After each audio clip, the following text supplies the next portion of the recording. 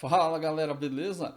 No vídeo de hoje eu quero te mostrar como que o teste de unidade pode te ajudar a melhorar a estrutura do código fazendo análises de responsabilidade. Ou seja, a gente vai ver se o código, aquela regra que você colocou, está no lugar certo, está na classe certa e se faz sentido ou não. Esse é o tipo de análise que eu acabo fazendo praticamente todo dia. É uma coisa que eu também recebo muitas dúvidas, principalmente ali no trabalho, quando o pessoal vai fazer um teste. Às vezes parece que aquilo que a gente está fazendo não está muito certo, parece que está meio esquisito, e eu quero mostrar como o teste pode te ajudar a deixar isso bem visível, mostrar que aquela parte do código que não parece estar certa, né, ela realmente poderia ser melhorada, ou a gente podia fazer alguma coisa a respeito. Então vou trazer um exemplo da vida real também, uma coisa que aconteceu, um caso que aconteceu aí, não tem muito tempo comigo, com o meu time. E aí eu vou trazer, logicamente não é exatamente o mesmo exemplo, né? Eu tive que transcrever o código aqui, mas é uma coisa bem simples que eu quero mostrar para vocês aí.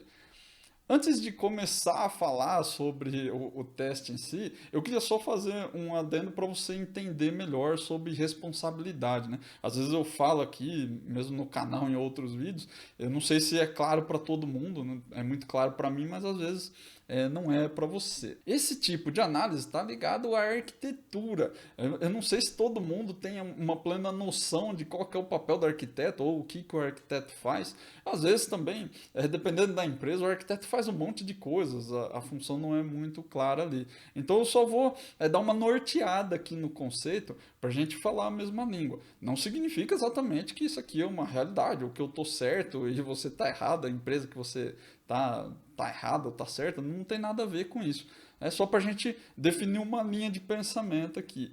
Quando a gente fala sobre arquitetura de software, a gente está falando sempre sobre duas funções muito importantes, que é sobre a definição de limites e a definição de responsabilidades. O que seria a definição de limites? Pensa num arquiteto de casas, né? Um arquiteto civil aí. Quando ele vai projetar uma casa, né? Projetar os espaços de uma casa, uma das coisas que ele faz é definir aonde começa, por exemplo, a sala e aonde ela termina para começar a cozinha. Onde começam os quartos, onde começa o banheiro. Muitas vezes, quando você entra na casa, principalmente agora as casas mais modernas aí, não tem uma parede que separe exatamente um ambiente do outro. Mas quando você olha para o ambiente, já decorado, claro, né, pronto, a definição é muito clara. Esse é um dos papéis do arquiteto civil, né, e também é o papel do arquiteto de software. A gente tem que dizer quais são os limites da aplicação. Aonde começa uma determinada camada, por exemplo, e aonde termina essa camada. E principalmente quais são as responsabilidades de cada parte. O que eu preciso resolver em qual lugar da minha aplicação. É dessa forma que a gente consegue modularizar as coisas. E esse é um dos papéis fundamentais do arquiteto, pelo menos na minha visão. É dizer aonde as coisas começam e terminam, e principalmente dizer qual a responsabilidade de cada faixa da aplicação, né? De cada módulo da aplicação. E aí se a gente vai descendo esse conceito pro detalhe, né? Até porque o arquiteto geralmente ele trata de detalhes mais macros, né? Detalhe macro é uma coisa meio esquisita de falar, né? Ele trata da coisa num nível mais alto, um nível mais macro, é quando a gente começa a descer no detalhe da aplicação mesmo, no código, na implementação. Essas responsabilidades elas começam a se dividir de dentro da própria camada para começar a entrar no detalhe das classes mesmo. Né? O que cada classe tem que fazer e como ela vai fazer. De novo, essa é a minha visão da coisa. Pode ser que na sua empresa não seja assim ou que você acha que não tem que ser. Só para a gente balizar aqui o conhecimento. E falar sobre responsabilidades, né, definir responsabilidades no nosso código, não é uma coisa tão fácil quanto parece. Muita gente acha até que deveria ser natural, é uma coisa fácil, a gente bate o olho e sabe o que é, mas a verdade é que não é bem assim. Quando a gente fala sobre um dos conceitos da OP, né, que é a abstração, trazer as coisas do mundo real para dentro do nosso código, muitas vezes a gente se perde um pouco. Tem a ver com a nossa linha de pensamento, com a forma como a gente aprende a programar. Eu não canso de falar disso aqui no canal. Às vezes a gente aprende algumas coisas de um jeito meio bugado ali, a gente aprende de um jeito que não ajuda muito a desenvolver, né? Porque a gente vai aprendendo no vai cavalo ali, vai aprendendo aí, e depois quando você entregar você aprende mais. E a gente acaba pulando algumas etapas. Quando alguém do meu time vem me perguntar sobre responsabilidade, eu sempre dou o exemplo do padeiro. Se você vai na padaria e pede 1 quilo de cimento, é muito, muito esquisito. Na vida real, se você vai lá e fala pro cara, pô, você veio aqui comprar pão? Não, não, eu quero cimento. Não faz sentido nenhum a gente fazer as coisas desse jeito. Agora, dentro do código, às vezes não é tão esquisito você criar uma classe padeiro com o método obter cimento. A gente acaba achando normal. Mas não é que é certo ou que é errado, né? É que a gente vai fazendo as coisas por osmose. Né? A gente acostuma a vomitar código sem pensar direito nessas coisas. E aí quando você vai para a prática real mesmo ali no dia a dia, como você pulou essa parte no seu aprendizado, fazer esse checklist mental não está dentro do seu fluxo de trabalho. E aí a gente começa a criar classes padeiro que tem um método obter cimento. E dependendo do tipo de abstração que você traz para a aplicação, às vezes fica até mais difícil de entender e de perceber que isso não faz sentido. Quando você cria, por exemplo, uma classe cálculo do pedido, e aí lá dentro você coloca um salvar pedido. Se a classe chama cálculo, eu não posso colocar lá um método que salva. Não faz sentido. Mas a gente vai fazendo. A gente vai colocando método private lá na classe, vai lotando de coisas sem pensar de fato em responsabilidade. Muitas vezes isso se estende para as camadas também. Apesar de, normalmente a divisão das camadas é por projeto, né? Não sei na linguagem que você usa, no Visual Studio, no C Sharp é assim, a gente vai criando projetos diferentes para camadas diferentes, para criar uma separação física, né? Não só lógica, agrupando componentes ali, né? Mas muitas vezes a gente pula essas responsabilidades. A gente vai fazendo código e não liga direito, né? Principalmente porque a gente acaba sempre nomeando tudo como public, né? Tudo é público, e aí você referencia uma camada a outra camada, quando você vê, você está pulando as coisas. Você está fazendo o trabalho de uma camada em outra camada. Então, mesmo esse trabalho de separação de limites que o arquiteto desenhou, a gente também não respeita. E é normal, infelizmente acontece. Quem nunca criou o famoso God Object, aquele objeto, aquela classe dentro do seu sistema que faz tudo? Tudo que você altera passa por ela. Você faz uma alteração no fluxo de gravar o pedido, e aí você tem que alterar essa classe. Você faz uma alteração no fluxo de calcular o pedido, altera essa classe. Você faz uma alteração para enviar e-mail para o seu cliente, altera essa classe também. É super comum. É um anti-pattern, deve ser o mais praticado no mundo, aí, sei lá. Outra coisa muito comum que a gente faz, uma maçaroca das camadas, que é isso que eu falei. Né? Você tem uma camada que é responsável por se comunicar com os dados do banco de dados, e você começa a fazer conexão de banco em um lugar. Muitas vezes essa separação de dados, né, ela vem mais consolidada, vamos dizer assim, né? Porque antigamente teve aquele lance das 3 camadas, né? De camada de dados, camada de negócio, camada de apresentação, e quando eu falo sempre de separação de responsabilidade com dados, parece que é mais absurdo, mas você pode ter zilhões de separações de camadas ali, de limites arquiteturais, e a gente acaba maçarocando tudo. Ao invés da gente fazer igual o confeiteiro faz, um bolo bem bonitinho ali com as camadas separadinhas, aquele que quando você corta assim, uma fatia, dá para ver do lado de dentro as partes de bolo, as partes de recheio, as cores de recheio diferentes, aquilo é muito bonito. E o que a gente faz na prática aqui é aquele bolo maçarocado, né? Parece que você colocou ele na forma, deu uma chacoalhada, assim, uma mistura recheio com camada de bolo, cor, e fica meio esquisito. Talvez para confeitaria, para você não faça tanta diferença, mas dentro do nosso sistema faz bastante diferença. E eu acho que a coisa mais comum que a gente pratica, um anti-pattern mais comum, são misturar as regras de negócio com o fluxo. A gente tem ali, todo sistema vai ter um lugar onde o arquiteto ou o time definiu que ali a gente tem que colocar as nossas regras de negócio. Nas classes de domínio, por exemplo, sei lá. E a gente acaba misturando essas regras por toda a aplicação. No fluxo de negócio ali, onde a informação está percorrendo as regras, a gente mistura fluxo, regra, e aí fica aquele bololô de coisa. E esse é um ponto mais importante que eu queria trazer aqui para vocês. O teste de unidade ajuda a analisar esse tipo de coisa. Quando a gente está com tudo misturado ali, fluxo, regra de negócio, acesso a dados, a coisa fica esquisita quando você está testando. Essas coisas elas saltam os olhos. Você enxerga de longe e fala, nossa, mas isso parece que tem alguma coisa de errado aqui.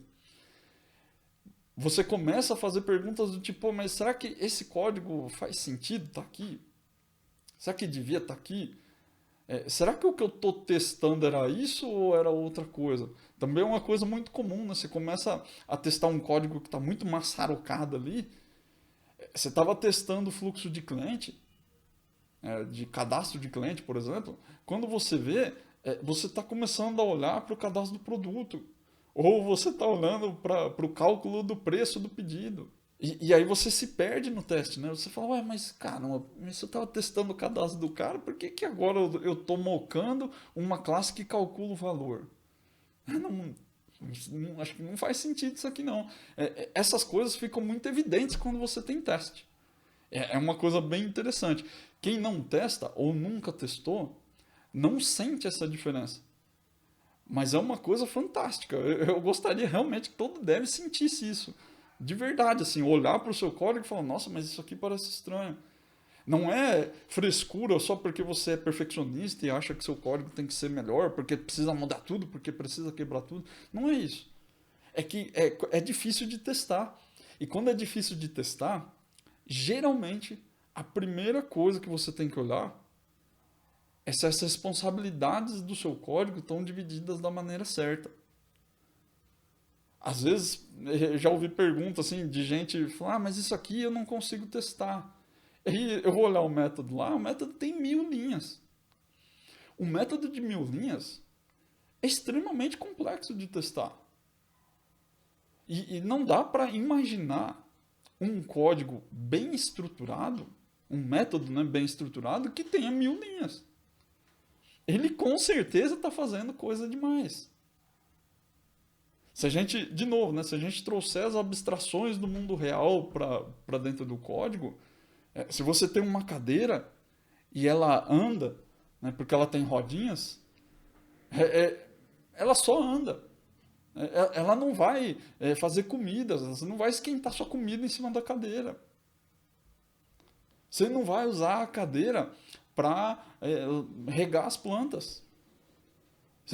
Você não vai colocar esse tipo de função para uma cadeira. Ela faz poucas coisas especializadas.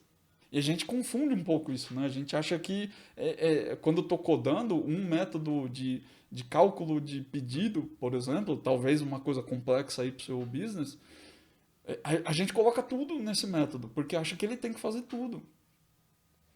É a mesma coisa de você achar que o computador é uma coisa só que faz tudo. Não é. O computador é uma coisa complexa feita de pequenas coisas simples. Seu código devia ser a mesma coisa, né? Não dá para brotar uma coisa mega complexa do chão. E aí essas coisas muito complexas vão ser muito difíceis de testar. Eu diria até que você não vai conseguir. Demora bastante tempo para você conseguir, inclusive, aprender a testar um método de 1000 linhas. Porque realmente é um desafio bem grande. Bem grande. E eu acho praticamente impossível que você consiga fazer um teste nele sem fazer refactoring. Porque se você criou um método de 1000 linhas, né, provavelmente você tem outras coisas ruins ali, que outras práticas ruins de programação, né, que você está usando. Deve ter bastante dependência. Aí fica difícil de testar mesmo. Mas vamos mostrar aqui o exemplo que eu trouxe, e aí eu acho que vai ficar um pouco mais claro. Por incrível que pareça, é um exemplo mega simples, mas eu acho que ele ilustra bem quando a gente fala sobre responsabilidade, posicionar as coisas no lugar certo. O código que eu trouxe aqui é um use case de despachar a entrega. Então eu tenho aqui uma classe de domínio que é o pedido. E eu tenho aqui, né, dentro do pedido uma lista de produtos. Cada produto tem o seu próprio código, ele tem um valor e tem um cara aqui que é o nível de fragilidade.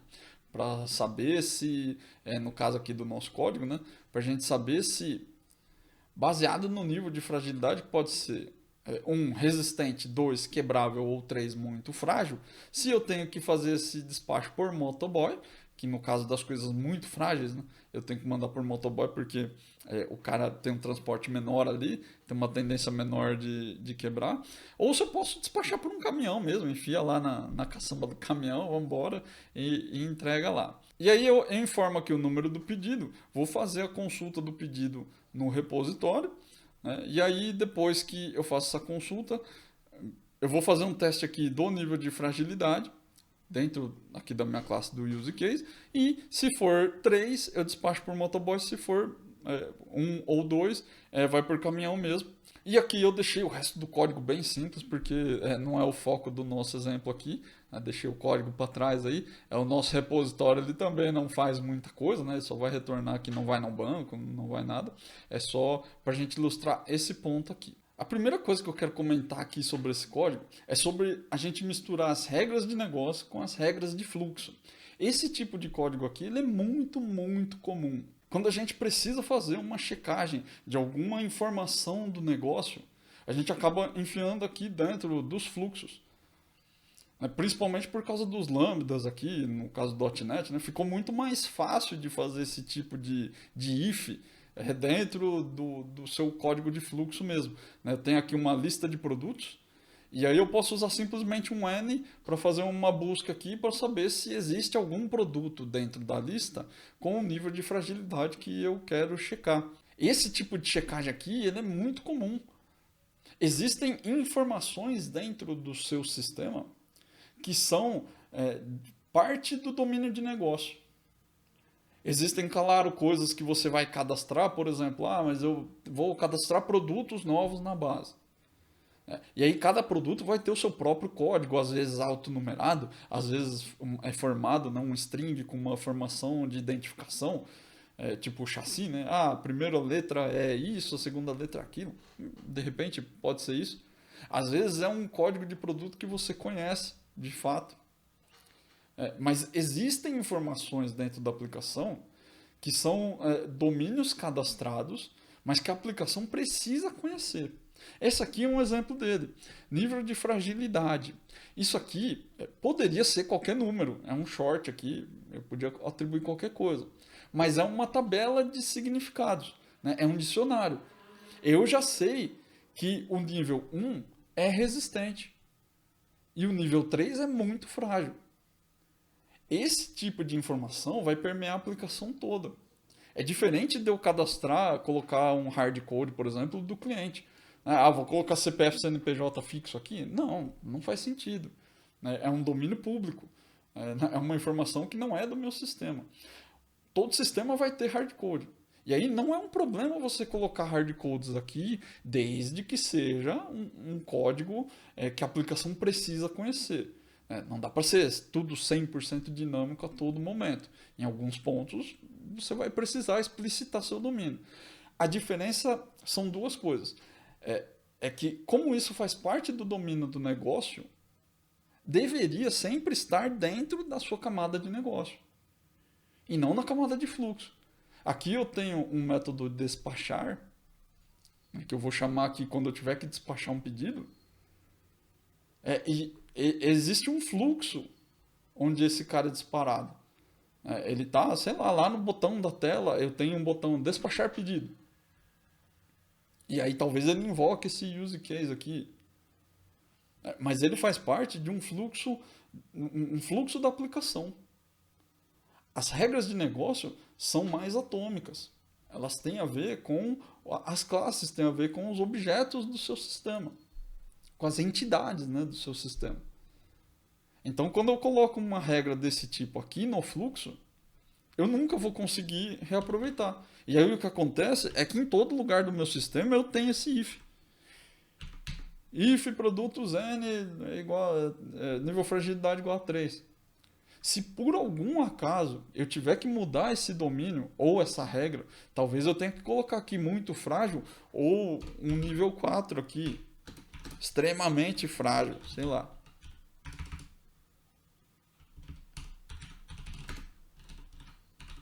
Por exemplo, em todos os lugares que eu entrar, eu vou ter que colocar um OR. Eu vou ter que dar um find aqui. E aí você fica agradecendo aos deuses da programação aí, porque você tem find replace, finding files aqui no, dentro do Visual Studio. Mas isso atrapalha o reaproveitamento das regras. Então, apesar de ser uma coisa extremamente simples, mas é só um if, coloca aí mesmo. Não é assim que a gente tem que programar. Você precisa pensar melhor em que lugares você vai colocar suas regras. Ou fazer uma análise sobre a responsabilidade. Isso é importante. Então, se você está fazendo isso ainda, para pensar um pouco melhor. Para pensar se não dá para você mudar esse tipo de coisa aqui. Para de vomitar código. Ser rápido, às vezes, te atrapalha. Te atrapalha porque você não vai saber onde que é para fazer as coisas, de onde que é para pegar. Quando você tem um domínio desse tipo aqui fixo, e você não tem isso documentado em outro lugar, qual você acha que vai ser a documentação que você vai ter que usar depois? É o código. Não tem outro lugar para consultar. O código é a melhor documentação possível que você pode ter, porque é ele que executa. E aí, se você tiver isso aqui espalhado para todo lado, não dá para saber qual que é o domínio disso aqui. Agora, se você concentra tudo na sua área de negócio, ali nos seus objetos de negócio, é mais simples. E aí, para esse cara aqui, vamos só mostrar um teste aqui, que eu já deixei pronto também. Eu criei um teste do use case. Então, eu tenho um teste aqui, eu faço um mock do pedido repository, crio uma lista de produtos aqui só para dar um setup no mock. Se você não conhece mocks nem mock.io, que é o que eu estou usando aqui, vou deixar um link de uma aula aí para você ver sobre mocks com C Sharp. E aí talvez te ajude a entender aí, não é o objetivo aqui explicar como é que o mock funciona. Então eu estou chamando aqui o despachar entrega use case, né, o método despachar. E aí quando eu tenho um produto com fragilidade 3, não é 1, ele vai me retornar 1, que é a entrega por motoboy. E se eu não tiver, ele vai me retornar 2, que é a entrega por caminhão. Eu até já tinha rodado aqui, mas eu vou rodar os dois só para a gente ver. E aí rodou. Com esse teste, a gente poderia aqui dar essa atividade como concluída e dizer, olha, já fiz, está testado inclusive, e está tudo certo. Só que isso aqui começa a tornar as coisas complexas. Você vê que eu tenho um método extremamente simples, que ele obtém de um repositório e aplica uma regra. É só isso que o método faz. E aqui ó, eu já estou criando um teste gigante. Gigante não, né? Mas é um teste grande. Em proporção, né? Se a gente for pensar aqui quantidade de linhas de código, quantidade de teste, é bastante linha. Eu não tinha necessidade de fazer um teste desse tamanho. Mas por que eu tive que fazer um teste desse tamanho? É porque eu estou testando o fluxo. E classes de fluxo, naturalmente, são mais difíceis de testar. Porque o fluxo é uma integração das suas regras. Então ele tende a ter testes maiores. Agora, se eu tiver que alterar essa regra aqui, eu vou ter que alterar essa linha de teste aqui. Ó. E nesse caso aqui, talvez eu tenha só que adicionar um item novo na lista. Mas provavelmente os seus métodos aí, se você está reconhecendo algum padrão nisso tudo que eu falei, seus métodos aí, eles não têm só isso aqui de linha. Ele faz bastante coisa. Ele consulta outras coisas aqui. E aí são mais setups que você tem que fazer no seu teste. Então a coisa vai ficando complicada. E é por isso que a gente não quer testar, porque é difícil. Nesse caso aqui, o que aconteceu? A pessoa que veio me perguntar, ela já tinha uma noção sobre testes. Então ela já sabia que fazer desse jeito aqui era um problema. Então o que ela fez? Ela já trouxe essa regra aqui para as classes de negócio. No nosso caso lá, o domínio. Ele veio aqui, public bool tem pedido, tem produto frágil. E aí ele trouxe aquele N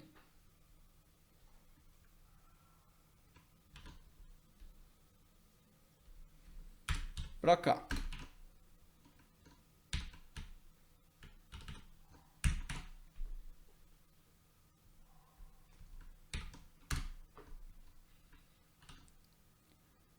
E aí tudo fica melhor, né? Então eu deixo de ter esse cara aqui dentro, eu passo a chamar, ao invés de fazer esse N aqui, eu só invoco esse método.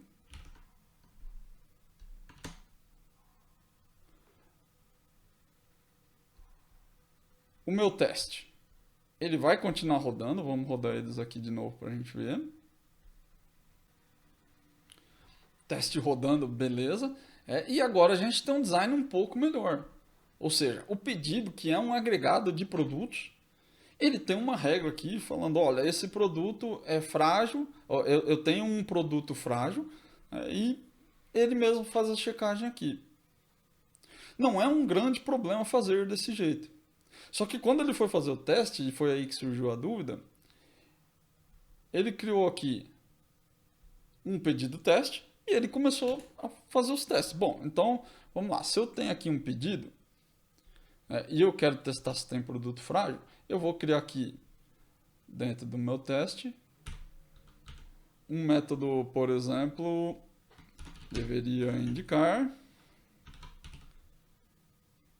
que tem produto frágil.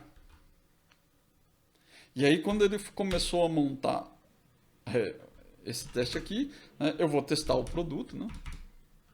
o pedido.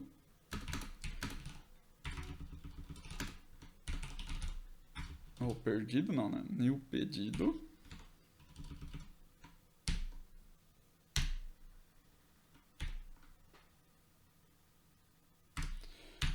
Aí até já pode instanciar a lista aqui, né?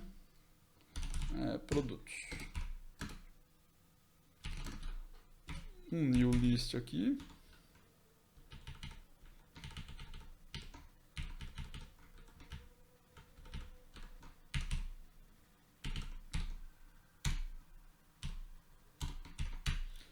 E aí aqui eu dou, eu dou um add aqui no produto.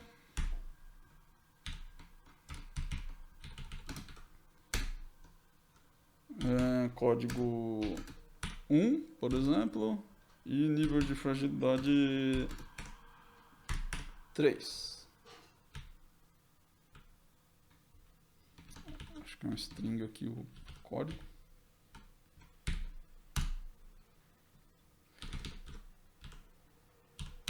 E aí aqui eu vou fazer o meu assert. Resultado é igual a pedido ponto, pedido ponto, tem produto frágil, e assert are equal, ou melhor, is true, né?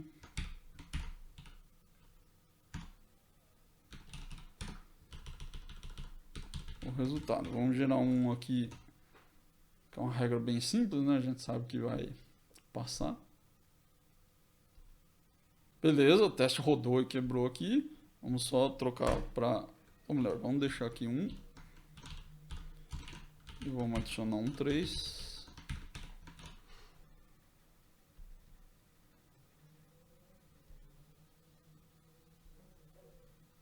E agora ele passou, o teste funcionou. Vamos aqui só criar um método da contraprova, né? Então, tem que indicar que tem produto frágil. Deveria indicar que não tem produto frágil.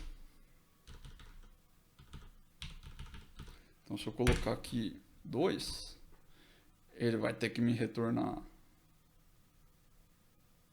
um falso. E eu deixei o assert is true lá. Então, esse teste aqui ele vai quebrar. Quebrou. E vamos mudar aqui para is false.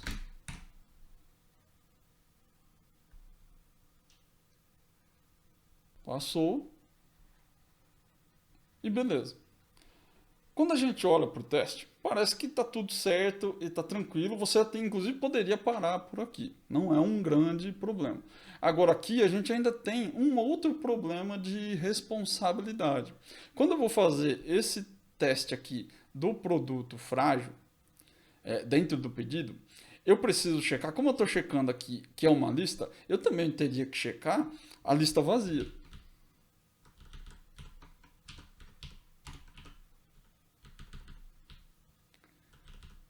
Então, se a lista estiver vazia, ele que não tem produto frágil, né? Eu tenho que checar que ele tem que me retornar falso porque, né, afinal, não tem nenhum produto dentro. Que não tem produto frágil se a lista estiver vazia.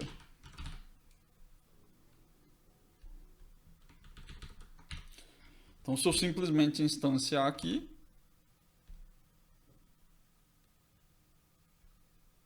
ele vai ter que me retornar um false, né? E esse teste vai quebrar porque está true. Quebrou. Quer dizer que ele retornou false aqui.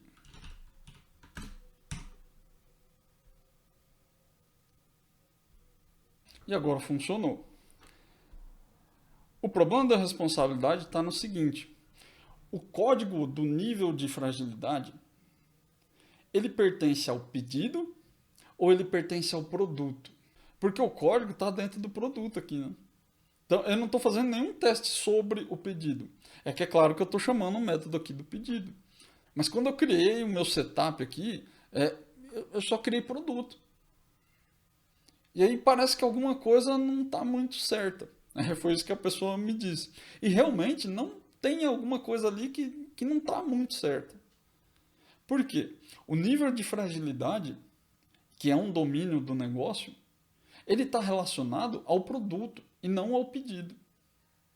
Então, quando a gente olha aqui para o teste, o produto não está fazendo avaliação nenhuma sobre o nível de fragilidade. Quem faz essa avaliação é o pedido. Se eu tiver o produto em outra classe que não seja o pedido, por exemplo, sei lá, numa classe de produto despachado, e eu tiver que fazer essa avaliação de novo, eu vou ser obrigado a copiar esse código aqui e duplicar ele na outra classe, no outro agregado. Se eu tiver que fazer uma contagem dos produtos, aí essa regra vai para dentro do pedido, sim. Se eu tiver que saber se o pedido tem produto frágil, eu posso ter um método no pedido, mas quem tem que me dizer se é frágil ou não é o próprio produto, porque é o domínio dele. Como eu sei que 2 é quebrável, que 1 é resistente e que 3 é frágil? Onde que eu vou consultar para ver isso? Eu vou no pedido? Provavelmente não. Provavelmente você tem que ir no produto. Então, toma cuidado com isso. Tem coisas que são diferenças muito tênues. Essa é uma delas. Como eu sugeri que a pessoa fizesse, que você pode sim ter um pedido, tem produto frágil, não tem problema nenhum ter esse método, só que essa avaliação aqui, ela vem para dentro do produto. Então aqui na sua classe produto, eu vou ter aqui public bool é muito frágil.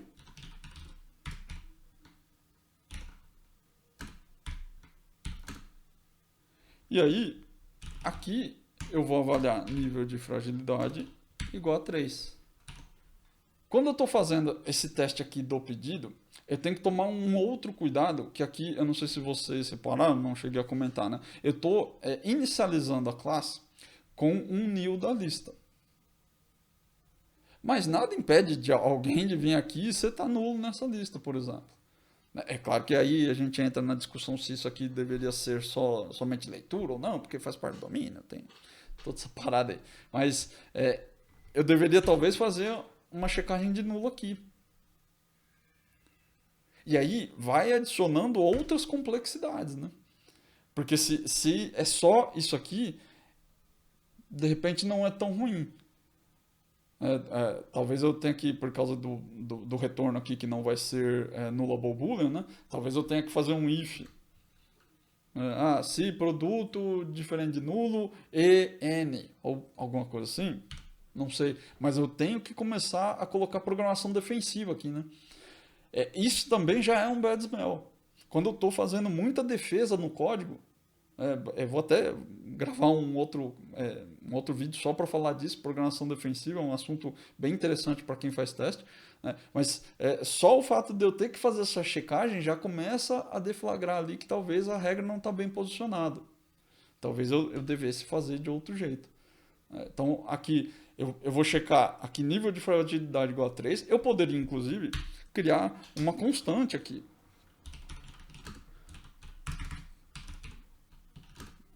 Private constante, muito frágil, por exemplo.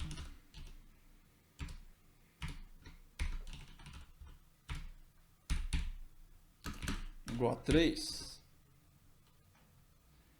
E aí aqui, eu, em vez de usar o hardcode, eu coloco aqui, não sei, eu poderia fazer de vários jeitos diferentes. Mas aqui eu estou no menor nível possível. E aí quando eu transporto isso para os testes, olha só como isso muda a dinâmica dos nossos testes.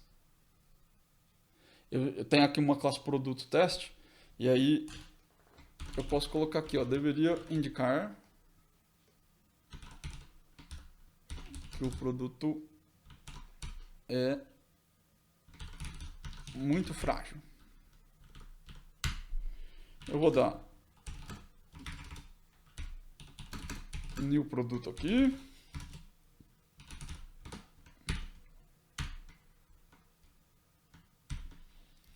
Eu vou setar só o nível de fragilidade. Vou colocar 3, né?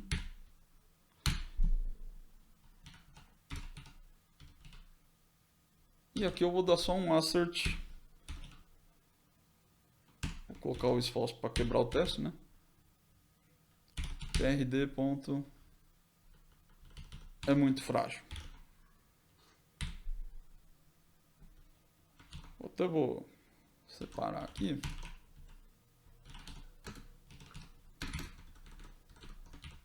Só para a gente manter a estrutura nossa estrutura dos 3 As aqui. E aí eu tenho que fazer esse teste, eu tenho que fazer uma negação, né? Que é o caso ao contrário, deveria indicar que o produto não é muito frágil. E aí eu posso aqui simplesmente colocar 1.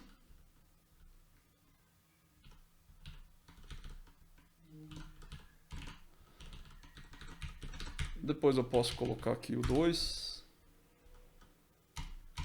E talvez até colocar um 4, que nem é um domínio que existe, mas eu posso colocar aqui só para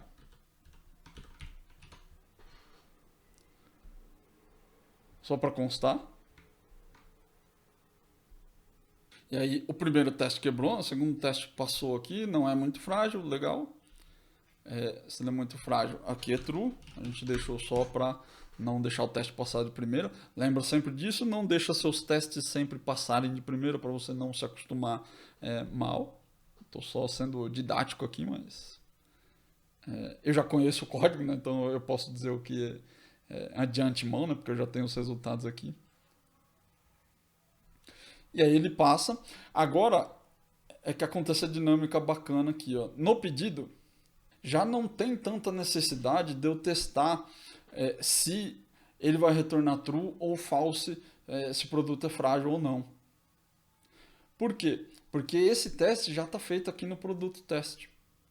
Então, se você já fez esse teste, você pode reduzir a quantidade de testes das outras pontas. E aí você começa a testar aquilo que importa para aquela classe.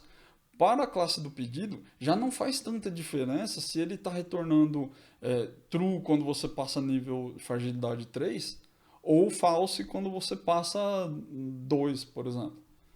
Porque essa checagem já foi feita no produto teste. Então, por eliminação, né, quanto mais você sobe o nível das suas dependências, né, das suas agregações ali, mais cartesiano tende a ficar seu teste. E quando você faz essa análise da responsabilidade, você começa a reduzir essa cardinalidade e passa a otimizar a quantidade de testes que você precisa. Porque lembra que se você mudar essa regra aqui, vai quebrar uma pancada de gente. Vai quebrar outros testes também. Já não tem mais necessidade de fazer isso. Então eu posso ou simplesmente limar esse teste, que não é bom, né? Porque eu preciso pelo menos testar algum case. E aí eu posso deixar só um dos testes. E aí eu posso dizer só que ele vai me retornar aqui se tem produto frágil ou não. Por exemplo. Tá? Daria talvez para pensar em outras otimizações. Vamos rodar aqui os 4 testes. Tendo o pedido, eu já sei que se ele tiver setado certo, ele vai ser acionado. E pelo menos uma chamada aqui eu já consegui remover. Né? O teste do entregar use case, ele passa a ser ainda mais simples. Porque afinal, se o teste já estava funcionando, né, se o código já tinha passado, o fato de eu ter feito esse refactoring não deveria ter alterado o fluxo. Eu garanto que o fluxo está funcionando aqui, mas aqui, desse teste do use case, eu já tiro a responsabilidade dele checar se essa regra aqui está certa. Porque eu já testei isso de dentro do meu domínio. Então aqui, o que eu tenho que testar?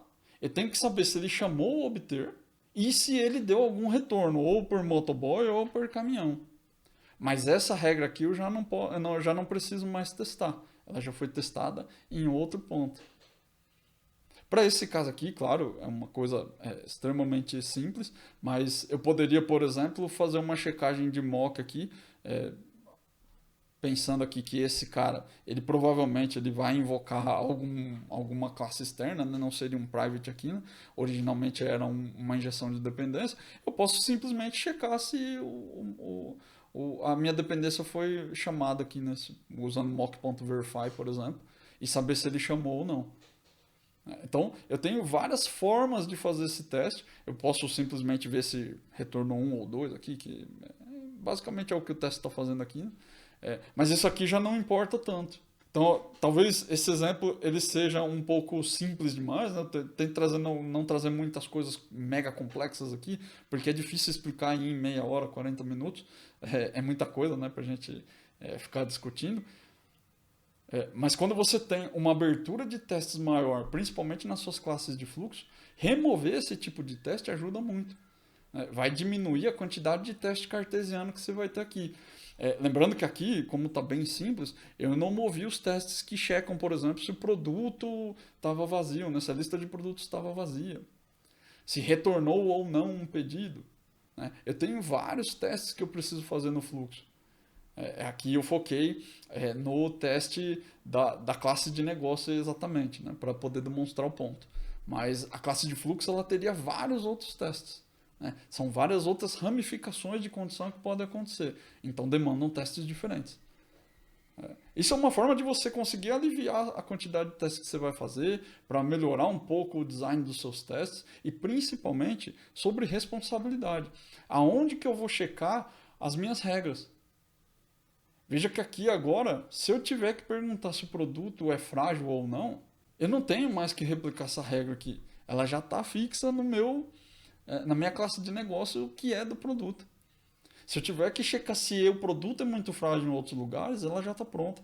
Aí sim eu consigo reaproveitar. Se essa regra tivesse aqui no pedido ainda, eu teria que checar de outro jeito. Eu posso ter, por exemplo, em alguma outra entidade, na minha modelagem aqui, eu poderia ter uma classe que só tem um produto e não uma lista de produtos. E aí essa regra aqui é diferente. Mas eu não vou ter que alterar e nem vou ter que copiar essa regra aqui para outro lugar. Né? Meu código não duplica. Então é muito importante que você pense sobre responsabilidades, não só como uma coisa que, mas vai ficar mais bonito, ou que vai ficar. Não, isso melhora a sua vida demais. E aqui eu estou dando um exemplo bem simples, mas é uma aplicação que eu achei muito interessante, até por isso eu trouxe para vocês verem. É a aplicação de um conceito sobre responsabilidade que não é tão diferente daquela que eu falei do padeiro obter cimento. Eu sei que no dia a dia é difícil fazer todas essas análises. Às vezes é ruim, não tem tempo. Mas eu sei. Mas você tem as mesmas dificuldades que todo mundo tem. Não é diferente. Todo mundo tem problema com o tempo, todo mundo tem problema com todas essas coisas aí. Não é uma exclusividade sua. Então por que algumas pessoas conseguem fazer teste, conseguem fazer essas análises de arquitetura, de design de software, e você não consegue? Pensa nisso. Será que você não consegue ou você não está priorizando fazer? Não é preciosismo. Isso aqui gera benefício de longo prazo. Evita a replicação de código. Evita você ter o mesmo código várias vezes em vários lugares. Se você tem a mesma regra em um monte de lugar, você é obrigado a fazer um monte de teste novo. E não precisa. Se eu tiver que testar de novo em algum ponto, esse é muito frágil aqui, eu não vou testar. Eu sei que ele está coberto por esse teste aqui. Ó. Já era. Eu só preciso me preocupar com o fluxo que consome ele. Não vou mais testar se... Ah, mas isso aqui é que nem testar framework. Né? Eu não vou testar o Mockil. Eu não vou testar o Mediator. Eu não vou testar nenhum outro componente ali que eu uso. Não vou testar o ASP.NET MVC. Eu não preciso testar eles. Já tem teste para eles no projeto deles lá. Eu espero que esse conteúdo tenha realmente te ajudado, que você tenha ficado claro para você que responsabilidade é uma coisa importante e que o teste te ajuda a identificar isso. É quando você bateu o olho nos seus testes e parece que você estava testando uma coisa e no final você acabou testando outra, que nem esse teste aqui, para pensar se de repente a responsabilidade do código não está errada. Porque às vezes está. Às vezes é porque você posicionou a sua regra no lugar errado. E muitas vezes a gente quer se livrar das atividades, quer terminar logo, quer entregar logo, e acaba abrindo mão dessas análises. Mas isso daí é curto prazo. A médio e longo prazo, entender como você distribui a responsabilidade dentro da sua aplicação, dentro do seu código, faz toda a diferença para você conseguir reaproveitar. Você não vai conseguir reaproveitar uma classe de 1000 linhas. É muito difícil, muito difícil. Ela já faz muita coisa ali. Você provavelmente, quantas vezes você já não fez isso? Em vez de reaproveitar a classe, você copiou, colou ela e trocou de nome. E colocou coisas novas lá. Você fica com medo de ter impacto em produção se você mexer, se você reaproveitar, se você refatorar sem teste. Dá medo. Então, análise de responsabilidade não é uma coisa, não é luxo, é uma necessidade. E se você tem essa dificuldade, se você não consegue fazer, estou te dando uma ferramenta aí, faz teste. Teste te ajuda. Eu sempre falo isso em todos os vídeos, na maioria dos vídeos aí você vai ver. O teste não é só para diminuir a quantidade de bugs da sua aplicação. Ele é sim uma boa ferramenta para fazer isso. Mas também é uma ótima ferramenta para várias outras coisas. E uma delas é melhorar a estrutura do seu código. É conseguir fazer com que o seu código seja mais reaproveitável. É fazer com que ele tenha a lógica com a responsabilidade melhor distribuída. E isso também impacta na quantidade de bugs que você tem. Por mais que você ache que não, mas ter menos código duplicado te ajuda a ter menos bug. Quando você tem as responsabilidades, os limites bem definidos, você diminui a quantidade de linhas que precisam ser alteradas para fazer uma correção, para fazer uma nova feature. Tudo isso influencia. Não é besteira, não. Pega esses conceitos aí que eu te passei, se você achou que fez sentido, coloca eles em prática. Pega hoje aí, a atividade que você está fazendo hoje. Dá uma repaginada nela, dá uma reanalisada nela, para ver se de repente tem alguma coisa que você podia melhorar ali nas responsabilidades. Às vezes você está nesse momento exatamente, você está tentando fazer teste e não está conseguindo. Dá uma olhada ali nas responsabilidades, vê se não é isso. Deve estar fazendo coisa demais. E aí, se fez sentido, se você curtiu, deixa um comentário aí. E principalmente se você botou em prática e deu certo, ou se deu errado também, se você achou que foi uma porcaria, comenta aí no post, comenta aí no canal. É bem legal que vocês troquem essa ideia comigo para eu saber também se eu estou ajudando, se eu não estou ajudando. Eu fico realmente bem feliz quando alguém relata essas experiências, né? Porque é bom, mostra que o fato de eu estar aqui gravando não é à toa, né? Que eu consigo dividir realmente conhecimento com outras pessoas. É bem interessante, é bem gratificante isso. Então, se você curtiu, se você aplicou, deixa um comentário aí e me deixa saber se foi útil ou não. Beleza? Um grande abraço e até a próxima aula.